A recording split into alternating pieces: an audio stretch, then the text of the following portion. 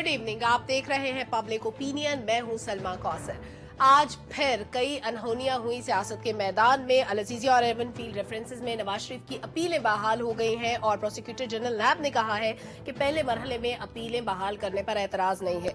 ये सब तो ठीक है, लेकिन हमारा एक आईनी इदारा इलेक्शन कमीशन ऑफ पाकिस्तान काफी ज्यादा एक्टिव हो गया अचानक से और मुख्तलिफ इकदाम उनकी तरफ से देखने में आए। सबसे पहले तो ये हुआ कि वजीर आजम अनवारुल हक काकड़ साहब को आम इंतखाबात में निगरान वुज़रा के असरअंदाज होने पर नोटिस जारी हुआ। उसके बाद एक वजाहत जारी की गई सदर डॉक्टर आरिफ अलवी के बयान पर जो इलेक्शन कमीशन से मुतालिक था। फिर उसके बाद डीसी और आईजी इस्लामाबाद को हटाने का भी कह दिया। पैदर पे ये रद्द अमल किस बात की तरफ इशारा कर रहे हैं? अगर मामूल की कार्रवाइयां हैं तो माजी में ये सब क्यों नहीं हुआ? ये सब कुछ डिस्कस करेंगे और फिर बात करेंगे गजा की, जहां पर बर्बरियत का सिलसिला जारी है। पैदर पे करारदादें पेश होती हैं, किसी न किसी की तरफ से वीटो कर दिया जाता है। हर वो चीज वीटो होती है जो फलस्तीन के हक में हो और हर उस जगह पर आवाज उठाई जाती है जो इसराइल के हक में हो और फलस्तीन के खिलाफ हो।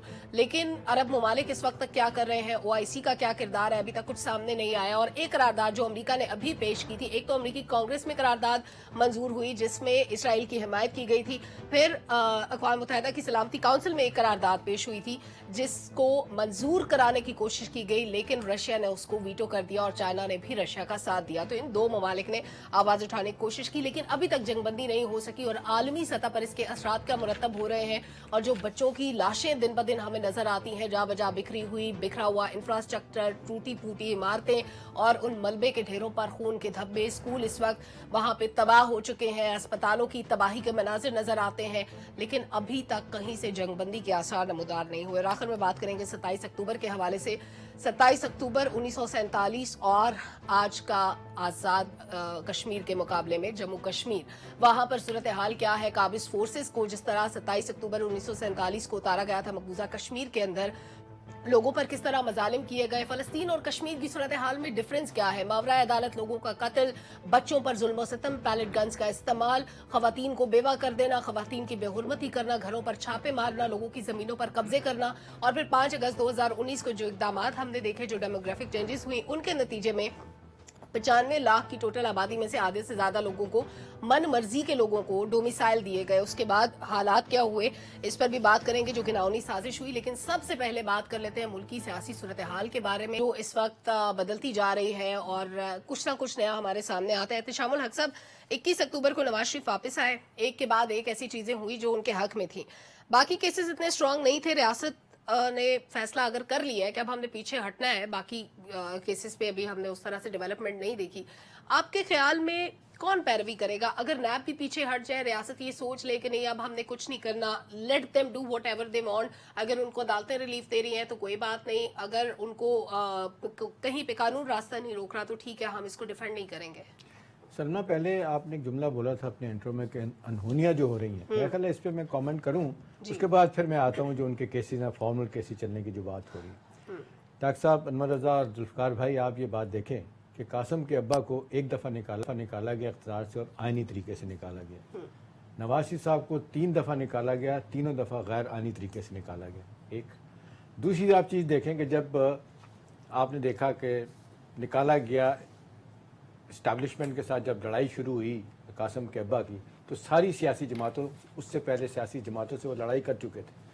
नवाज शरीफ साहब इस लिहाज से बड़े समझदार हैं कि जब इस्टेब्लिशमेंट उनको लड़ाई करके निकालती रही है तो वो पॉलिटिकल फोर्सेस को अपने साथ मिला के रखते रहे। देखिए, ये एक बड़े काम की बात होती है कि सबको अपने खिलाफ मत करें। तो ये चीज़ तो समझने वाली है कि उन्होंने ग्राउंड किस तरीके से बनाए अपने लिए। अब आ जाए केसेस पे। देखें सलमा, अल अजीजिया केस और एवन फील्ड में तो आपने देखा कि मरियम साहबा की और मियाँ साहब की ज़मानत हो चुकी है। इन दोनों केसों में नवाज साहब को 10 साल और 7 साल कैद हुई, नाहली हुई थी। अभी देख लें केस कहाँ पे पड़ा हुआ है। केस की नोयत ऐसी है कि अब मरियम नवाज के बरी होने के बाद एवन फील्ड में तो नवाज साहब का बड़ा वाज़ेह तौर पर लगता है कि वो जीत जाएंगे, जमान अपना केस बरी हो जाएंगे। अब आ जाएँ अल अजीजिया पे। अल अजीजिया का फैसला आप देखें, एवन फील्ड का फैसला मोहम्मद बशीर साहब ने सुनाया था। जज मोहम्मद बशीर साहब जो पिछले 11 साल से हैं जज हैं नैब कोर्ट के, और आपने देखा कि 4 दफ़ा उनको एक्सटेंशन में मिल चुकी है। अल अजीजिया में डॉक्टर साहब थे जज मोहम्मद अरशद मरहूम, ठीक है जी। अब जिस तरह उन्होंने बयान दिए थे, उन्होंने वो क्रेडिबिलिटी फैक्टर हो गया। आपको याद है बीबी के बारे में जिस तरह की गुफ्तगू एक रिकॉर्ड की गई थी उनको निकालने से पहले, वो केस में बरी हो गई थी। जो जज अपने कयूम मलिक और अपने क्या कहते हैं नैब के चेयरमैन थे सैफुर रहमान, उनकी गुफ्तगू पकड़ी गई थी, उसकी बुनियाद पे वो बरी हो गई थी। ठीक है, लिहाजा ये केस मुझे लगता है किसी क्रेडिबिलिटी नहीं है। जज अरशद मलिक साहब भी यहाँ से वो निकल जाएंगे। बिल्कुल सही है। आखिरी बात यह है कि नवाज शरीफ साहब पहले तो लग रहा था कि जी उनकी पार्टी उनको ला रही है अपनी जान बचाने के लिए कि कैंपेन करें और नून का जितवाएं। अब मुझे बड़ा वाज़ेह तौर पर लग रहा है कि सारे मामला तो जिस तरीके से तय कर रहे हैं वो ये सोच के आए कि मैंने चौथी मरतबा प्राइम मिनिस्टर बनना है। अब रह गया सवाल जो आप नैब का कर रही हैं। देखिए, नैब पॉलिटिकल इंजीनियरिंग के लिए, पॉलिटिकल विक्टिमाइजेशन के लिए समात हो जाए, लेकिन अब वक्त आ गया है अनवर रजा के उस फेवर को वापस लौटाया जाए जो उनके साथ ज्यादती की गई है। तो यही नैब जो इस तरह के काम किया करती थी, आज वो चुप करके बैठी। लेकिन नैब ने एक सरप्राइज भी दिया है। डॉक्टर साहब, वो सरप्राइज क्या है? एहतशाम साहब, आज सरप्राइज जो प्रोसिक्यूटर जनरल ने दिया है, उन्होंने जज साहब को कहा है कि नैब जो केसेस हैं नवाज शरीफ साहब के खिलाफ वो वापस नहीं ले सकती। तो ये मुझे लगा कि अचानक उनकी बहाली भी हो रही है, अपील की बहालियां भी हो रही हैं, हिफाजती जमानतें भी हो रही हैं, लेकिन नैब कहता है कि मैं केस वापस नहीं ले सकता। अच्छा, मैं लार्जली एग्री करता हूं जिस ट्रेजेक्टरी की तरफ आप फ्यूचर की तरफ जा रहे हैं। सर, रेस है यहाँ पे टाइम और केसेस के दरमियान और इलेक्शन डेट। देखिए, आज हो गई अक्टूबर की 26 तारीख और जनवरी के आखिर में कहा जा रहा है कि इलेक्शन होने, तो टोटल बचे हैं 90 दिन। अगर आप एक जुमला कहने दें कि नवंबर के महीने में ये केसेस जो है ना ये ओवरटर्न हो जाएंगे, नवाज शरीफ का फैसला हो आपकी पेशीन को ही हो सकती है, अब होंगे या नहीं होंगे हालात बता रहे हैं। देखिए, एवन फील्ड में एग्री करता हूं, उसमें से 90-95% केस वो हो चुका है। जो अल अजीजिया है वो मेरी नजर 60-65% से ज्यादा नहीं हुआ, अभी 30-35% बचता है और वो काम खत्म करना है अगले 90 दिन के अंदर। अगर 90 दिन के अंदर ये काम खत्म नहीं होता तो फिर नवाज शरीफ साहब इलेक्शन नहीं लड़, फ्लैगशिप केस में बरी हो गई, इलेक्शन नहीं लड़ सकते। और फिर पैनमा वाला मामला रह गया जिसमें ताहयात नाअहली हो चुकी है, उसको किस तरह ट्रीट किया जाता है, वो इलेक्शन कमीशन का जो अमेंडमेंट है उसको तरजीह मिलती है या जो आइन की इंटरप्रिटेशन सुप्रीम कोर्ट ने कर रखी है उसको तरजीह मिलती है। अभी वो जैसे आपने कल कहा था शायद कि इश्क के इम्तिहान अभी और हैं, अभी खत्म नहीं हुए हैं और बाकी इम्तिहानों में देखते हैं कौन पास होता है कौन फेल होता है। लेकिन नवाज शरीफ की अपीलें बहाल हुई तो अनवर साहब टीवी पे ट्रांसमिशन शुरू हो गई। अब उनके आने से लेके अभी तक हम जो बॉल टू बॉल कमेंट्री देख रहे हैं, आपके ख्याल में ये इतना इंपॉर्टेंट था कि पीले बहाल होने पे ट्रांसमिशन शुरू हो जाती है? तो फिर बाकी लोगों के लिए भी होना चाहिए, जिसकी पीले बहाल हो उसकी ट्रांसमिशन हो जाए, या ये मामूल का प्रोसेस था आपके लिए? देखिए, लोगों के लिए भी इस तरह होता रहा। अगर आप माजी में जाएं तो अब मौजूदा के लिए भी हो रहा है, एक लोगों के लिए वो बस फिर वो ये भी एक शख्स ही है जो कुर्सी सदारत प्राइम मिनिस्टर की कुर्सी की तरफ जाता है, उसके लिए इस तरह होता है। माजी में भी आपने देखा, अब भी आप देखिए अब हो क्या रहा है। आप देख रहे हैं ये कहते हैं हालात की तब्दीली, कि कल तक जो जिला वतन थे आज वो आपको पता है इक़्तिदार में आने के लिए तारीख का जबर, हाँ जी, तारीख का जबर भी सहते रहा। अब आप देखें कि क्या कुछ हो रहा है, जरा आप उस पर गौर कीजिए, जरा पॉलिटिक्स हो क्या रही है। एक तो यह है कि आपका इस्टेब्लिशमेंट के साथ मामला ठीक है तो आपके सारे जो स्मूथली रन कर रहे हैं आप, वो अदालतों के केसेस हो, वो मीडिया आपको जो आपका ट्रायल किया करती थी अब आपके फेवर में सारा कुछ ट्रांसमिशन की जा रही हैं, अदलिया आपके साथ है, सब कुछ आपके साथ है। लेकिन दूसरी तरफ आपको पता है आज असद कैसर ने और अली मोहम्मद खान ने भी मौलाना फजल रहमान से मुलाकात की और मौलाना फजल रहमान जो है वो पोलिटिकली अपने जो पत्ते हैं वो अब आहिस्ता आहिस्ता शो कर रहे हैं। जो पोलिटिकल फोर्सेज हैं, जिस तरह लेवल प्लेइंग फील्ड की बात कर रहा हूँ कि अब पाकिस्तान पीपल्स पार्टी और मौलाना फजल रहमान और बाकी जो पोलिटिकल पार्टीज़ हैं, नून भी, अब ये सियासी जोड़ तोड़ शुरू हो चुका है और राब्ते सियासी शुरू हो चुका है। ये कोई मामूली बात नहीं है। असद कैसर और अली मोहम्मद खान की आज मौलाना फजल रहमान से मुलाकात, ये इंतहाई इंपॉर्टेंट मुलाकात है। ये मैसेज है नवाज शरीफ साहब को मौलाना फजल रहमान की तरफ से, ज़रा इस पर गौर कीजिए। एक तो ये सियासत चल रही है, जो हम कहते थे कि नवाज शरीफ वापस आएंगे पॉलिटिकल माहौल बनता चला जाएगा, वो माहौल बन रहा है। अब जो केसेस की बात है देखिएगा, जो उनके बाकी केसेस हैं उनमें भी वो बरी होंगे और आप देख लीजिएगा। और जो डॉक्टर साहब आपने बात की थी नैब की, देखिए नैब क्यों लेगा केस वापस, मुझे ये बताएं माजरत के साथ, अपने मुंह पे कालिक वो क्यों मलेंगे?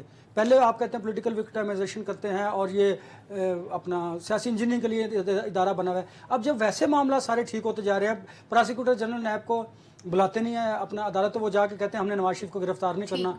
तो वो जब सारे मामला स्मूथली रन हो रहे हैं तो फिर नैब को ये जरूरत नहीं है कि वो केसेस वापस लेंगे। बाकी जो केसेस रह गए हैं उनमें भी नवाज शरीफ बरी होंगे, आप देख लीजिएगा। और जो ठीक कह रहे हो कि नैब अपनी साथ बचाने के लिए जाएगा कि अदालत इसका फैसला। लेकिन याद रखिए कि सुप्रीम कोर्ट ये रेफरेंसेस भेजे गए थे, ओरिजिनली जो भेजे गए थे रेफरेंसेस वो सुप्रीम तो कोर्ट वापस भी नहीं ले, वो अपने लिए पुनारा बॉक्स क्यों खोले, अपने लिए मुश्किल पैदा क्यों करें? जब अदालत इस पे फैसला करिए तो नैब अपने आप गले में फंदा क्यों डाले? कल को नैब को फिर सुबह कर लेंगे। जुल्फिकार साहब, इसहाक डार ने एक खुद से बयान दिया जो आज के अखबारात में भी छपा कि कोई डील नहीं की नवाज शरीफ साहब ने, और उनका बयानिया हमेशा मुफाहमत होगा अगर वो इक्तदार में आ गए। आपके ख्याल में इस बात में कितनी सदाकत है और इसहाक डार ने ये बताना जरूरी क्यों समझा?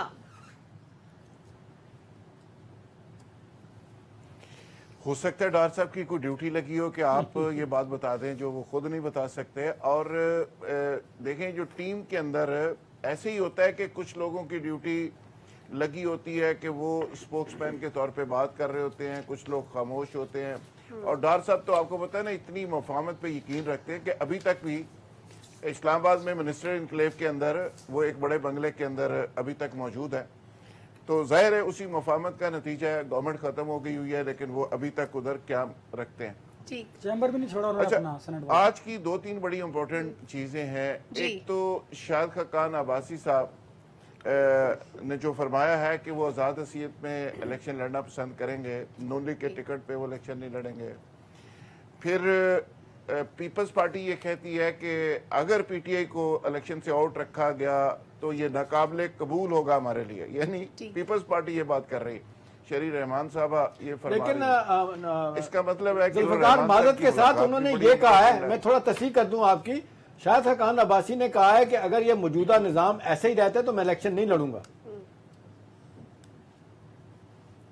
उन्होंने ये भी कहा है और उन्होंने ये भी कहा है कि वो आज़ाद इलेक्शन लड़ सकते हैं। और उन्होंने एक और बात भी कही है कि नवाज लीग की पोजीशन भी उन्होंने बताई है कि फेयर एंड फ्री इलेक्शन हुए तो नवाज लीग कहाँ खड़ी होगी। बहुत सारी बातें ऐसी हैं वो जो कर रहे हैं। लेकिन खैर, नून लीग के बहुत सारे लोग कहते हैं कि जी वो हमारे साथ इलेक्शन लड़ेंगे। इरफान सदीकी साहब ने यह भी कहा है। लेकिन आज का जो मंजर सलमा हम देख रहे हैं, वही अदालतें हैं, वही जजेस हैं, वही नैब है, वही प्रोसिक्यूटर हैं, वही पेशियां और वही तरीका। लेकिन माजी की निस्बत आज जाहिर है चीज़ें बहुत ज़्यादा बदल गई हैं।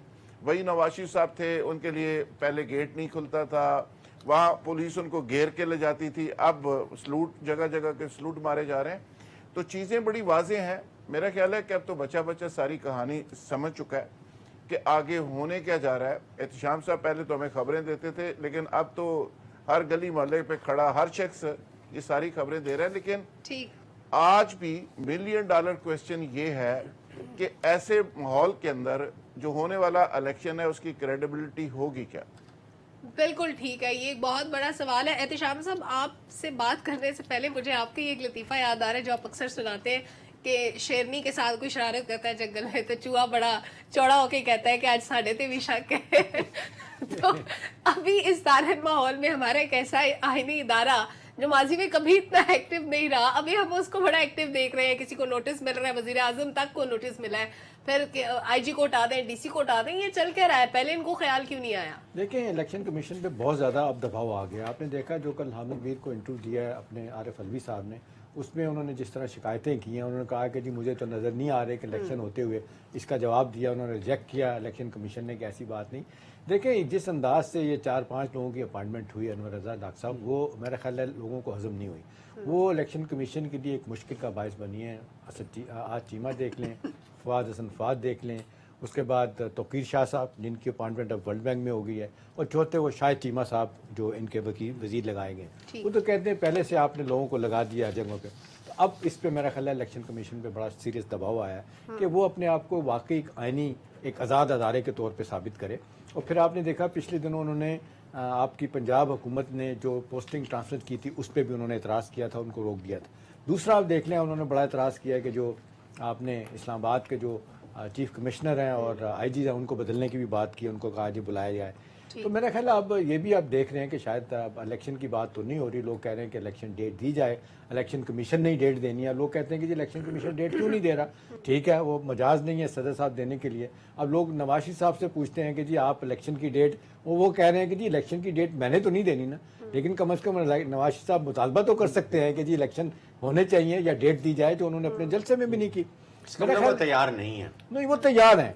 देखें आप डॉक्टर साहब, आपके बिहार पे मैं सारे काम करता रहूं तो आप तो मजे में है ना, आपको क्या जरूरत है बोलने की। तो देखें ये बात माननी पड़ेगी। अब जिस अंदाज से चीज़ें आगे चल रही हैं तो मेरा ख्याल है ये अब हमारा इलेक्शन कमीशन हो, नैब हो, आप हमारी अदालतें हों, और इस्लामाबाद एक ज़माने में आपने कहा लाहौर हाई कोर्ट जो है ना वो ऊपर नीचे जो है ना वो जिसको कहते हैं फैसले किया करती थी, जो नवाज शरीफ साहब के लिए देखिए नवाज शरीफ के लिए अब नवाज शरीफ साहब का आना लिंक हो गया था नवाज शरीफ साहब का आने से इलेक्शन के बारे में। अब क्योंकि आ गए इलेक्शन होना है, सब लोग कह रहे हैं कि जी पूरी दुनिया में है, कोई आपकी क्रेडिबिलिटी नहीं बनेगी, आपने इलेक्शन करवाने हैं जैसे करवाने हैं। आप देख लें 11 इलेक्शन 1970 के बाद हुए, सारे कंट्रोवर्शियल हैं, हो सकता है कल भी लोग ना माने, हमारे यहाँ तो आदत पड़ गई है जो हारने वाला नहीं मानता।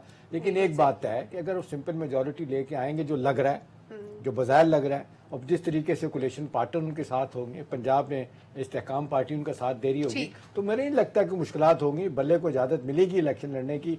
अब इलेक्शन लड़ने की इजाजत मिलेगी, लेकिन कामयाबी किस हद तक मिलेगी ये भी एक क्वेश्चन मार्क है। डॉक्टर साहब सारी चीजें हो रही है, केसेस भी खत्म हो रहे हैं, माहौल भी बन रहा है, इलेक्शन की तारीख नहीं आ रही। देखिए हमारे यहाँ जितने भी डिपार्टमेंट्स हैं वो अपना काम नहीं करते हैं, दूसरों का काम करते हैं। देखिए जो काम करने वाला है एहतशाम साहब, वो तो इलेक्शन डेट देना है इलेक्शन कमीशन ऑफ पाकिस्तान को, वो 100 और काम कर रहा है, बयानात के जवाब दे रहा है। अच्छा एक लिंक आपने बताया, 2 लिंक मैं बताना चाहता हूँ कि 2 शराइत हैं, जब तक वो मुकम्मल नहीं होंगी, पूरी नहीं होंगी, इलेक्शन नहीं होगा। हल्का बंदियों का दूसरा मरला, हल्का बंदियों को छोड़ दे, मैं सियासी बात कर रहा हूँ। देखिए पहली बात यह है कि जो कप्तान है जब तक उसकी 3 विकेटें नहीं उड़ जाती उस वक्त तक इलेक्शन नहीं होने वाले। ठीक है, 1 विकेट से काम नहीं चलेगा, 3 विकेटें उड़ानी है उस कप्तान की वाज़े तौर पे, ठीक है, तब इलेक्शन होगा। वरना आप याद रखिए, मेरे ख्याल में जनवरी में इलेक्शन नहीं होगा अगर ये शर्त पूरी नहीं आपकी प्रेडिक्शन। दूसरी शर्त ये है कि जो नया कप्तान आ रहा है उसको ताकत के टीके तो बेशुमार लगाए जा रहे हैं, लेकिन अभी भी आज के दिन तक कानूनी एतबार से वो पिच पे नहीं जा सकता।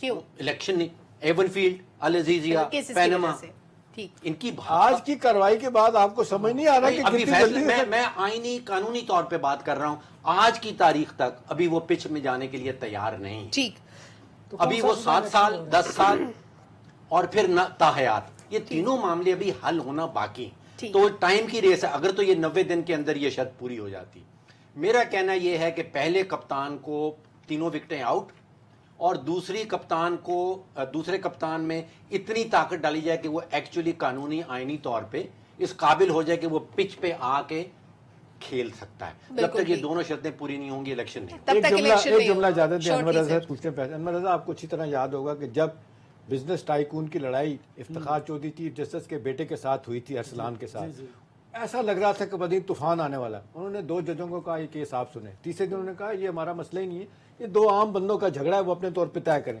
मसला खत्म हो। जब खत्म होने पे चीजें आती है डॉक्टर साहब तो ऐसे खत्म हो जाती है, एकदम से भी खत्म हो सकती है। अनवर साहब, जिस कप्तान की 3 विकेटें उड़ाने की बात डॉक्टर साहब ने की है, उस कप्तान को आज भी सदर मुमलिकत अपना लीडर मानते हैं। उन्होंने जो इंटरव्यू दिया जिसकी अभी एहतशाम से बात करते हैं, उसमें उन्होंने एक बड़ा अहम इंकशाफ किया है। वो ये कहते हैं कि जस्टिस काजी फायज ईसा के खिलाफ जो रेफरेंस था वो पीएम हाउस से आया था, लेकिन कहते हैं कि मैं नहीं चाहता था कि वो रेफरेंस दायर किया जाए, लेकिन बाद में जब मेरी वजीर आजम से बात हुई, उस वक्त के वजीर आजम से खान साहब से, तो उन्होंने भी कहा कि नहीं जाना चाहिए था ये रेफरेंस।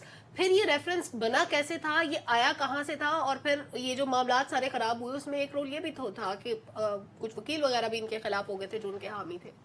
देखिए ये अब बात करने का कोई फायदा नहीं है, ये उस वक्त मौके की बात की जाती तो लोग तस्लीम भी करते। अब सिर्फ अपनी फेस सेविंग अगर आज बता भी दिया है तो इससे क्या कोई इम्पैक्ट पड़ेगा? कोई इम्पैक्ट नहीं पड़ेगा। अपनी फेस सेविंग के लिए प्रेसिडेंट साहब ने ये बात की होगी उस इंटरव्यू में, और हाल ही में हमारी भी जब मुलाकात हुई तो आपने उनकी बॉडी लैंग्वेज देख ली थी, वो अपने आप को कितना बेबस तस्वुर कर रहे थे, आपने भी देखा, मैंने भी देखा। खैर ये तो एक पॉलिटिकल बात है। देखिए पाकिस्तान में अगर आप इंतखाबात की तरफ नहीं जाएंगे तो मज़ीद क्यास बढ़ेगा, ये बात इस्टेब्लिशमेंट को भी बड़ा बखूबी पता है। और नवाज शरीफ को लाने वालों का मतलब ये नहीं कि वो इंतखाबात नहीं करवाएंगे, चीज़ें अपने वक्त के साथ साथ ठीक होती चली जाएंगी, जो आपको नज़र भी आ रहा है बड़ी तेज़ी के साथ ठीक हो रही हैं और आइंदा भी आपको ठीक होती दिखाई देंगी और किसी एक की फेवर में जाएंगी और किसी के लिए नुकसानदेह होंगी। और आप बात करती हैं ना कप्तान की, जो बात की डॉक्टर साहब ने, जो बल्ला है वो इलेक्शन लड़ेगा लेकिन बगैर हैंडल के ना, तो उसको कमज़ोर तो हो गया, पहली बात तो ये। दूसरी बात देखिए कि पॉलिटिकल अभी इत्तेहाद बनने हैं,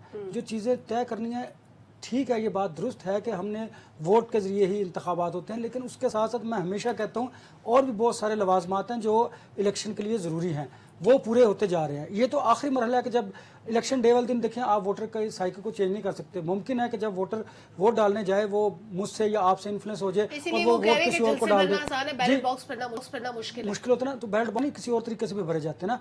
माजी के जो 11 इंतखाबात हैं वो क्या वो मुतनाज़ा नहीं थे? इस इंतखाब ये भी मुतनाज़ा होगा, मैं आपको पहले बता रहा हूँ, ये भी मुतनाज़ा होगा, लेकिन इसी नतीजे में एक गवर्नमेंट बनेगी जो अपना काम करेगी। मकसद सिर्फ ये है कि हमें देखना ये है, ये सारी चीज़ें देखें, आपके मेरे कहने से स्टॉप तो हो नहीं सकती। इस मुल्क में कितना आइन और कानून की बालादस्ती है वो आपको और मुझे पता है कि जब ताकतवर को आपने देनी है तो कानून आपकी उंगलियों के इशारे पे जाएगा, और जब किसी को ताकतवर को फेस सेविंग मिल जाती है और किसी को आपने किसी को आपने जेल के अंदर फेंकना तो किसी तरह कोई केस भी बना के फेंक सकते हैं। वो कहते हैं कि जो इलेक्शन जब होता है तो वोट गिनने वाला जो है वो वोट डालने वाले के मुकाबले में ज्यादा ताकतवर। और एक जुमला मैं कह दूं, आपने कहा कि कहां से चीजें हुई हैं, तो मुझे एक फिल्म का सीन याद आ गया, नीलो और अपना अलाउद्दीन मरूम का। उसकी बेगम कहीं झुमके लेके आती है तो वो कहता है कहां से आए झुमके, किसने दिए हैं तुम्हें झुमके? जुल्फिकार साहब, दो मुख्तलिफ बातें हैं, हमारा व्यूअर भी कंफ्यूज होता है और शायद मैं भी और बहुत से सहाफी भी इस बात में कंफ्यूज होते हैं कि एक तरफ कहा जाता है कि चेयरमैन पीटीआई की मकबूलियत है, सिर्फ कबूलियत नहीं है, दूसरी तरफ सदर ये बयान देते हैं कि नून लीग जिस बयानिए की तलाश में थी वो अवाम ने नवाज शरीफ के हाथ में दे दिया है। यानी पीटीआई वाले खुद तस्लीम कर रहे हैं कि नवाज शरीफ की वापसी से उनका वोट बैंक दोबारा से जाग उठा है काफी हद तक, लेकिन अभी तक अवाम ये कह रही है कि चेयरमैन पीटीआई की मकबूलियत है। अभी इस वक्त ऑन ग्राउंड मकबूल है कौन? देखिए जी, ये तो सबको पता है कि कौन मकबूल है और कौन गैर मकबूल है और किसकी नहीं पता। जुल्फिकार साहब यकीन करें नहीं पता, इसीलिए आपसे पूछा है। देखें आप इतनी मासूमियत का मुजाहरा ना करें, आपके दाएं में सारे लोगों को पता है, और एक गैर जानबदार कुछ सर्वे करवा लें तो सारी चीज़ें सामने आ जाएंगी। लेकिन बदकिस्मती ये है कि बहुत सारी चीज़ें जानते हुए बहुत सारे लोग समझना नहीं चाहते हैं। देखिए डॉक्टर साहब ने 2-3 चीज़ों की तरफ इशारा किया।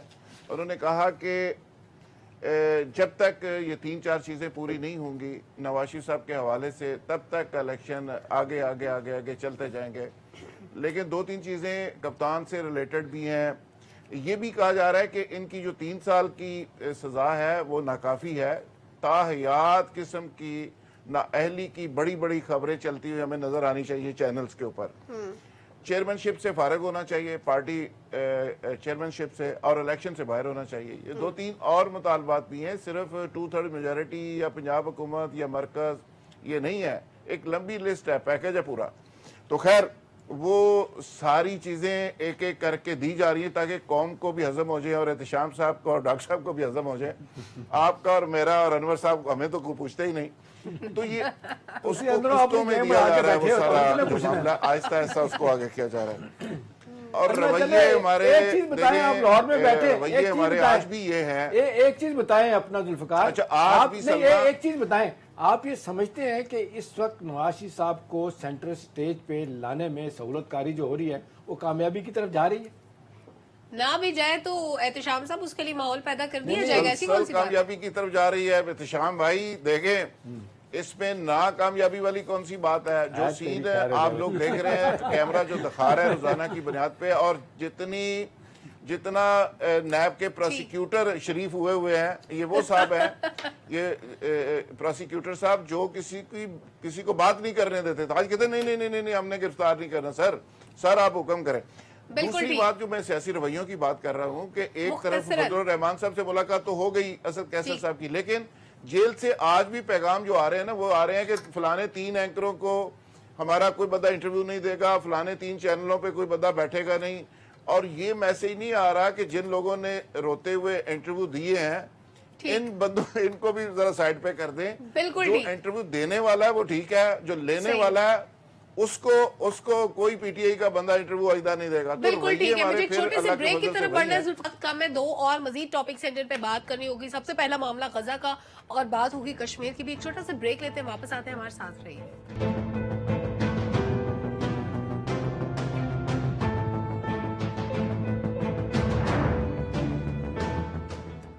वेलकम बैक नाजरीन। गजा के मामले पर अभी तक कोई पेशरफ नहीं हो सकी। मासूम लोगों की जान मुसलसल जा रही है। इंफ्रास्ट्रक्चर तबाह हो चुका है, अस्पतालों में जगह भी खत्म हो गई और अस्पताल भी तकरीबन खत्म हो गए और अब तकरीबन हर तरफ मौत नजर आती है। शुमाली गजा को खाली करने के लिए कहा गया है इजरायली फोर्सेस की तरफ से, लेकिन अगर वो लोग शुमाली गजा को छोड़ देंगे तो कहाँ जाएंगे। अनवर रजा साहब, अक़वाम मुत्तहिदा की सलामती काउंसिल में अमरीका ने करारदाद पेश की, उस पर सुबकी का सामना करना पड़ा। अमरीकी करारदाद को वीटो किया चीन और रशिया ने। आपके ख्याल में क्या मैसेज गया इससे? देखिए, एक तो उस करारदाद की क्या हैसियत है कि अभी तक उस तरह जुल्म बर्बरियत जारी है और बमबारी की जा रही है और छोटे मासूम बच्चों की, ख़वातीन की, नौजवान, बूढ़े, सबको शहीद किया जा रहा है। तो मुझे बताएं उस करारदाद का क्या फ़ायदा और उस मैसेज देने का क्या फ़ायदा। असल बात थी कि जो मुस्लिम उम्मा है उसे कुछ स्टैंड लेना चाहिए था, उन्हें कुछ सख्त रद्दमल देना चाहिए था ताकि जंग बंदी हो सकती। देखिए, जब जंग बंदी होगी उसके बाद बैठकर बात की जाएगी, इसका मुस्तकिल हल निकाला जाएगा। ये नहीं हो सकता कि करारदाद के ज़रिए इसको करारदाद वीटो कर दी, मैसेज चला गया। ये तो अपने अपने भी इंटरेस्ट है इन ममालिक के। इन इंटरेस्ट में पिस तो फ़लस्तीन रहे हैं। जंग बंदी जब तक नहीं होगी, बैठकर बात नहीं की जाएगी, रियासत को फ़लस्तीन को तस्लीम नहीं किया जाएगा, इसका मुस्तकिल हल नहीं निकाला जाएगा, ये हाल इस तरह रहेगा। अगर जी जंग बंदी ना हुई तो फिर हालात मज़ीद ख़राब होंगे और फिर ये आग जो है वो फ़लस्तीन तक नहीं रहेगी, ये इर्द गिर्द के जो ममालिक है वहाँ तक भी फैलेगी और इसका नुकसान जो है वो इसराइल को भी होगा और डेफिनेटली इसका नुकसान अमरीका को भी होगा। बिल्कुल ठीक है। जुल्फिकार साहब, अभी तक माशी तौर पे तमाम ममालिक को दबाव का सामना है और इकोनॉमिक रिसेशन का सामना है इस जंग की वजह से। आपको क्या लगता है, क्या तीसरी आलमी जंग छिड़ने जा रही है, हालात मजीद खराब होंगे या जंग बंदी के इम्कानात आपको कहीं नजर आ रहे हैं? मुझे लगता है कि चीज़ें कम होने की बजाय बढ़ रही हैं और फैल रहा है ये सारा मामला। अगर मिडल ईस्ट के उन एरियाज़ तक, जैसे हम हमेशा ही बात करते हैं, ये जंग फैल जाती है, कुछ और ममालिक को अपनी लपेट में ले लेती है, जहाँ पे तेल की आमदरफ्त चलती है, समुंदर का रास्ता हो या खुश्की का हो, तो उसके नतीजे में पूरी दुनिया को ज़ाहिर है ऑयल की सप्लाई का भी इशू होगा। इकनॉमिक रिसेशन की आपने पहले बात कर दी। अभी सऊदी अरब और अमेरिका के दरमियान भी जो टेंशन चल रही है वो ऑयल के एक इशू के ऊपर, जिसमें अमेरिकन प्रेसिडेंट तक इन्वॉल्व हो गए हैं और उन्होंने पर्सनली रिक्वेस्ट की थी कि मेरा इलेक्शन है और वहाँ पे हमारा एक क्राइसिस चल रहा है बहुत ज़्यादा फ्यूल के हवाले से, तो उसकी क्वांटिटी बढ़ाई जाए। और इस पे सऊदी अरब ने ना सिर्फ खुद बढ़ाने से इनकार किया है और रिफ्यूज़ कर दिया कि हम नहीं बढ़ा रहे, बल्कि मिडिल ईस्ट के जो बाकी ममालिक कतर वगैरह थे उनको भी MBS ने राब्ता करके, और अमेरिका ये इल्ज़ाम लगा रहा है कि जिनको भी सऊदी अरब ने रोका है। और एक सऊदी अरब और अमेरिका के दरमियान हमेशा एक आइडियल रिलेशन रहे हैं, क्योंकि सऊदी अरब का बहुत ज़्यादा इन्हसार था, इस रीजन का बहुत ज़्यादा इन्हसार था अमेरिका के ऊपर सिक्योरिटी के हवाले से। तो अब चीज़ें किसी दूसरी तरफ चल पड़ी हैं। MBS भी बिल्कुल सीधे हो गए अमेरिका को, चाइना उसमें एक रोल प्ले कर रहा है, रशिया एक रोल प्ले कर रहा है। और आज जो खबर एक नई आई है कि भारतीय कतर के अंदर जो जासूसी कर रहे थे इसराइल के लिए, और वहाँ पे जो 70,000 इंडियंस बैठे हुए हैं, उनके मुस्तकबिल के ऊपर भी एक सवालिया निशान लग गया कि वहाँ पे सजाए मौत सुनाई गई है इंडियंस को जो इसराइल के लिए जासूसी कर रहे थे। तो इंडिया पूरी दुनिया के अंदर इसराइल के लिए क्या कर रहा है और इसराइल इस्लामी ममालिक के अंदर किस तरह के अज़ाइम रखता है, बिल्कुल ठीक है। ये सारी चीजें लोगों को सोचने पे मजबूर कर रही हैं। और मुसलमान ममालिक जो हैं वो अपने अवाम के रिएक्शन की वजह से अब मुहतात हो गए हैं। अब तो कोई रिलेशन की जो सारी गुफ्तगू सऊदी अरब या किसी की चल रही थी, सारी की सारी वहाँ पे रुक गई है। बिल्कुल ठीक है। सुलह सफाई की बात नहीं हो रही, अभी तक मामलात मजीद खराब होते जा रहे हैं। एहतशाम सब तमाम ममालिक का इंटरनेशनल लेवल पे इकोनॉमिक इंटरेस्ट होता है। अगर हालात मजीद खराब होते हैं, सुलह सफाई की बात नहीं होती, इसराइल कह रहा है कि हम ग्राउंड इन्वेजन करेंगे, आपको क्या लगता है इसके नताइज कितने खौफनाक हो सकते हैं? देखिए, जिस तरीके से IMF की MD ने वार्न कर दिया है कि जी आइंदा जो है ना वो पूरी दुनिया में ग्लोबल इकोनॉमी के ऊपर बड़ा शदीद बोझ पड़ने वाला है और ये जो इवन अमीर मुल्क भी जो है ना उनके लिए मुश्किलात पैदा हो सकती हैं, लिहाजा इस जंग को रोकने के लिए कुछ किया जाए। अभी देखिए, UN सिक्योरिटी काउंसिल जिसकी आप देख लें 5 परमानेंट मेंबर होते हैं जो न्यूक्लियर पावर हैं और 10 नॉन परमानेंट मेंबर होते हैं जो रोटेशन पे आते हैं। अब देखें जिस तरीके से वहाँ पे आप कितने दिन हो गए, 5वीं 6ठी दफ़ा ये वहाँ पे कार्रवाई हुई है कि कोई ऐसी करारदाद मंजूर हो जाए कि जिसके बाद जंग बंदी की तरफ जाया जाए। लेकिन आप देख लें कल वाली जो जिस तरह अमेरिका चाहता था अपनी नई करारदाद मंजूर करवाना, वो तो टोटल इसराइल की हमायत में थी, वो नहीं हो सकती थी।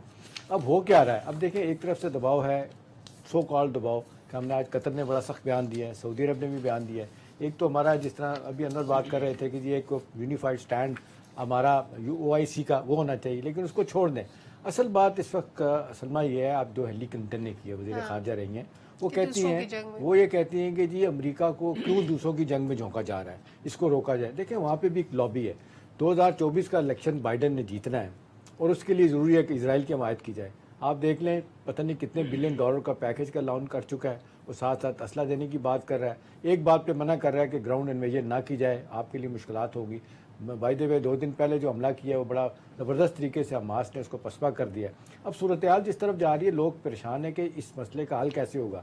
क्या इसराइल को पूरा मौका दिया जाएगा कि वो सारी की सारी हमास की आबादी, अभी देख जिस तरीके से 20-22 लाख की आबादी है, उनको ख़त्म कर दिया जाए, इंफ्रास्ट्रक्चर का टोटल तबाह कर दिया गया, अस्पतालों को तबाह कर दिया गया। इवन डॉक्टर साहब इनक्यूबेटर में पड़े हुए जो छोटे छोटे बच्चे हैं ना, उनको भी लग रहा है आखिरी सांसें ले रहे हैं। 1-2 दिन का पानी रह गया, बिजली गैस जो है रुकी हुई है। तो मेरा ख्याल है इसके लिए अब ज़रूरी है कि कम से कम ये रशिया चाइना ये भी अपनी सेटल स्कोर कर रहे हैं। अभी देखें लोग कहते हैं कि जी यूक्रेन की जंग कब बंद होगी, जब वाशिंगटन चाहेगा। मुझे लगता है ये जंग भी तब बंद होगी जब अमेरिका चाहेगा। उसके लिए जरूरी है कि कम से कम जो बाकी ममालिक हैं वो शदीद दबाव डालें ताकि एक सादी अमेरिका मुश्किलात क्या से भी चाहता है, बचेंगे। ये एक बड़ा सवाल है। अमेरिका मशरिक वस्ता में डॉक्टर साहब क्या चाहता है? देखिए, जो बाइडेन ने आज कहा है, उसने कहा है कि the US is working to hold to build a better future for Middle East. वो कहते हैं बेहतर फ्यूचर। ये बेहतर फ्यूचर क्या करना चाह रहा है वो? देखिए, वो जंग बंदी के हक में नहीं है, और साथ ही साथ वो ये कह रहा है कि वो जंग फैलाने के भी हक में नहीं है। देखिए, 2 ज़मीनी हक़ाइक़ ये हैं कि वहाँ पे कत्ले आम हो रहा है, वहाँ पे नस्ल कुशी हो रही है, और ये दोनों चीज़ें अमेरिका की सपोर्ट से हो रही।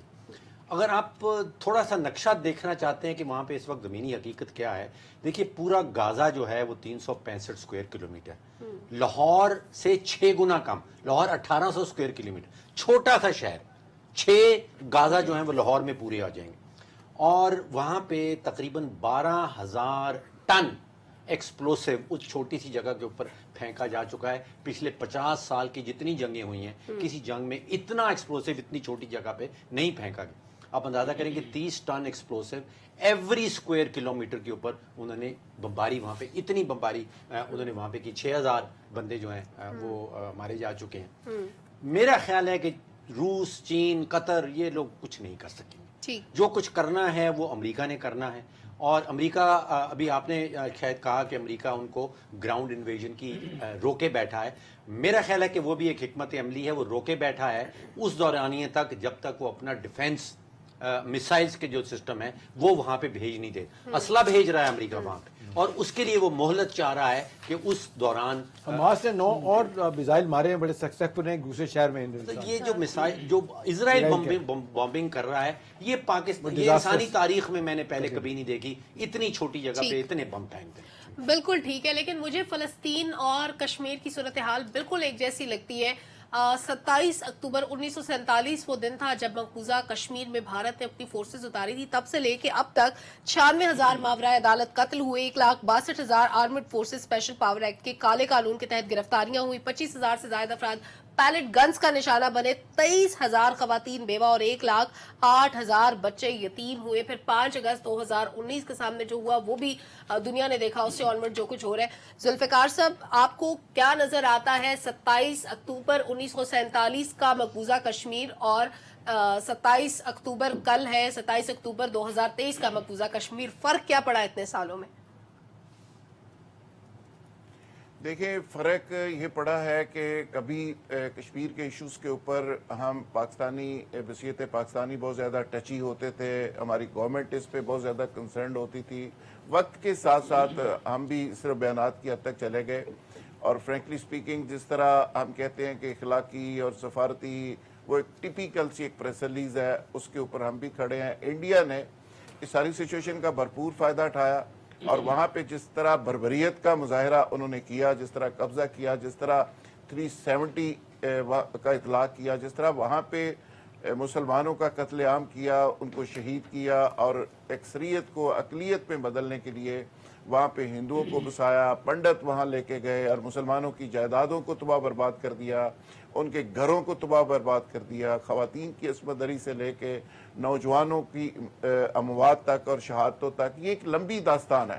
पूरा कश्मीर एक जेल का मंजर पेश कर रहा है, जिस तरह फ़लस्तीन की आज सिचुएशन है। तो इंडिया का हाथ बदकिस्मती से जिस तरह रोकना चाहिए था, मुस्लिम उम्मा इस पे भी उसी तरह मसलत का शिकार रही। OIC इसी पे भी एक बिल्कुल अजीबोगरीब किस्म के एक आधा इजलास करने के बाद बस बयानात देती रही, UNO के अंदर करारदाद पड़ी रही।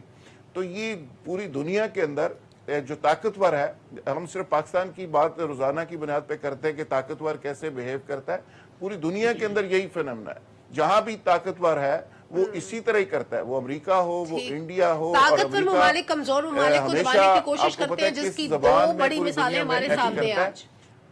ठीक है, कश्मीर और फलस्तीन के हालात में फर्क अनवर साहब आपको क्या नजर आता है, और क्या आपको लगता है कि आलमी ताकतों को इदराक हुआ है कि इन दो जगहों पे मुसलमानों के साथ क्या कुछ हो रहा है? ये देखिए, आलमी की ताकतों का इंटरेस्ट है इन दोनों जगहों पे, इसी वजह से ये हालात इस तरफ है। वरना आप देखें, तकसीम हिंदुस्तान के वक्त ये तय था कि हिंदू रियासतें जो हैं वो भारत की तरफ जाएंगी और मुसलमान रियासतें जो हैं मुसलमानों की तरफ आएंगी, और जो मकबूजा कश्मीर है वो पाकिस्तान के साथ उनका इल्हाक होना था। अगर आपको याद हो, उस वक्त की मुस्लिम कॉन्फ्रेंस और सरदार इब्राहिम ने इल्हाक भी किया, लेकिन महाराजा हरी सिंह जो थे उन्होंने भारत के साथ इल्हाक किया, और उस वक्त से ये जुल्म सितम जारी है।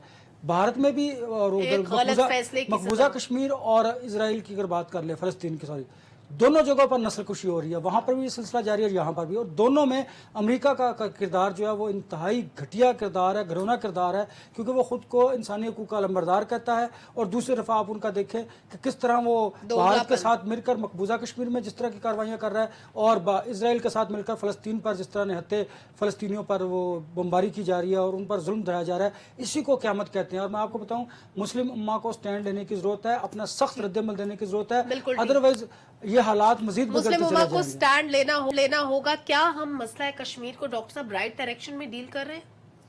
देखिए, इखलाकी सपोर्ट, सफारती सपोर्ट, जुल्फ़िकार साहब ने उसका जिक्र किया, कत्लेआम का जिक्र अनवर रज़ा साहब ने किया, बिल्कुल ठीक कह रहे हैं। मेजॉरिटी को जिस तरह माइनॉरिटी में वहाँ पे बदला जा रहा है वो बिल्कुल दुरुस्त है। लेकिन एक तफरीक मैंने देखी है दुनिया में, और शायद वो हमें भी करनी चाहिए, और वो है आलमी सियासत और तिजारत। देखिए, चीन और ताइवान की बड़ी जंग, लेकिन उनकी आपस में जो तिजारत है वो कोई 200 अरब डॉलर की है। चीन और इंडिया की जंग होती है, चीन और इंडिया की तिजारत 140 अरब डॉलर की सालाना है, जो बायलैटरल ट्रेड। अब अभी मैं एक वर्ल्ड बैंक की रिपोर्ट देख रहा था, वो कह रहा है कि पाकिस्तान की, उस रिपोर्ट में लिखा कि पाकिस्तान की एक्सपोर्ट जो है वो 30 अरब डॉलर की। अगर हम इंडिया के साथ तिजारत शुरू कर दें तो उस रिपोर्ट के मुताबिक ये 30 अरब से 60 अरब डॉलर तक पहुंच सकती है। बिल्कुल ठीक है। शाम साहब शॉर्ट कमेंट। इन्हीं डॉक्टर साहब की इस बात पे जो नवाज शरीफ साहब ने भी तकरीर की थी और कहा था हमसायों के साथ तल्लुकात बेहतर करने, अपने ख्वाब का जिक्र किया था कि सेंट्रल एशिया तक जाना है, वो ये अब जनाब ये इलाका जो चाह रहे हैं, जो हमने एक अरसे से रोका हुआ है वाघा वाला, वो खोलने की शायद मेरा ख्याल है बात कर रहे हैं। देखिए, दो चीज़ें, 370 आपने देखा वो क्या था, बुनियादी तौर पर स्पेशल स्टेटस को ख़त्म किया उन्होंने, जो सुप्रीम कोर्ट में हिंदुस्तान की चैलेंज हुआ उस पर भी फैसला आना है। 35A क्या था, वो जो लद्दाख का एरिया था उन्होंने यूनियन टेरिटरी में दाखिल कर दिया। अभी बिल्कुल वही रेप्लिका जो इजराइल ने किया है ना, गैर कानूनी बस्तियां बनाई, ये हिंदुस्तान कर रहा है। जम्मू में तो ऐसी आप हिंदू मेजोरिटी है, वैली में, श्रीनगर में आप देख लें, वो धड़ाधड़ बाहर से ला के बंदों को वहाँ पे रख रहे हैं, और इसके साथ साथ वो 7 लाख फौज कहते हैं उन्होंने वहाँ रखी हुई है, और वो कत्लेआम कर रही है। अब सवाल ये है कि जी इस पे हमारी OIC ने क्या किया, हमने क्या किया? पाकिस्तान अकेला लड़ रहा है, पाकिस्तान तो इसके लिए भी लड़ रहा है, पैलेस्टाइन के लिए भी लड़ रहा है। मेरा ख्याल है वक्त आ गया इसके लिए, अब देख लें सोशल मीडिया है, फिर मीडिया। लेकिन अमली तौर पे एहतिशाम सब कुछ करने की जरूरत है। ज़बानी करारदाने, इनकी कोई कानूनी हैसियत भी नहीं है, और वहाँ बैठे हुए मरते हुए लोगों को शायद इससे फर्क भी न पड़े। पब्लिक ओपिनियन से इजाजत दीजिए। अल्लाह हाफिज़।